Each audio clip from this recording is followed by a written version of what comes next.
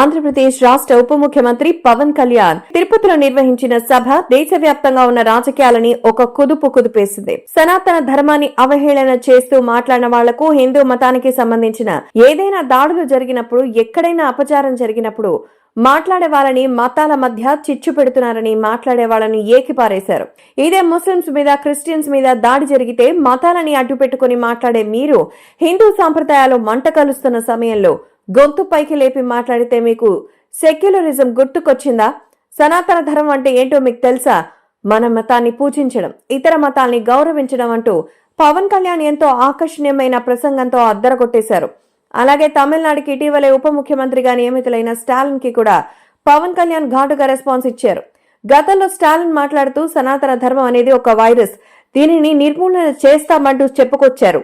దీనికి పవన్ కళ్యాణ్ రెస్పాన్స్ ఇస్తూ ఈ మధ్యనే ఒక తమిళ యువ నాయకుడు సనాతన ధర్మ వైరస్ అంటూ కామెంట్ చేశారు. దానిని సమూలంగా నిర్మూలిస్తామంటూ చెప్పుకొచ్చారు. అతనికి ఒకటే చెప్తున్నాం, సనాతన ధర్మాన్ని నువ్వు నిర్మూలించలేవు, అలాంటి ఆలోచనలు ఉంటే నువ్వే అడ్రస్ లేకుండా పోతావంటూ చెప్పుకొచ్చారు. ఆయన మాట్లాడిన ఈ మాటలు ఇప్పుడు సోషల్ మీడియాలో వైరల్ అవుతోంది. అంతేకాదు అతనికి అర్థమయ్యేందుకు ఇంగ్లీష్ భాషలో ఒకసారి, అలాగే తమిళ భాషలో మరోసారి కూడా మాట్లాడి క్లారిటీ ఇచ్చారు. పవన్ కళ్యాణ్ మాట్లాడిన ఈ మాటలకు కాంగ్రెస్ పార్టీ అభిమానులు మినహా మిగతా వాళ్ళందరి నుండి అద్భుతమైన రెస్పాన్స్ వచ్చింది. హిందువుల మనోభావాల గురించి పబ్లిక్ తో నిర్మోహమాటంగా మాట్లాడేవాడు ఇన్నాళ్లకు ఒకడొచ్చాడని పవన్ కళ్యాణ్ అభిమానులు గర్వంగా చెప్పుకుంటున్నారు. ఇంకా ఆయన మాట్లాడుతూ సనాతన ధర్మం కోసం పోరాడాల్సి వస్తే ప్రాణాలు ఇవ్వడానికైనా నేను సిద్ధమని, రాజకీయ లబ్ధి కోసం మతాన్ని వాడుకునే అవసరం తనకి లేదని, కుదిరితే నా ఉప ముఖ్యమంత్రి పదవిని కూడా వదులుకోవడానికి సిద్ధం అంటూ ఆయన వ్యాఖ్యానించారు.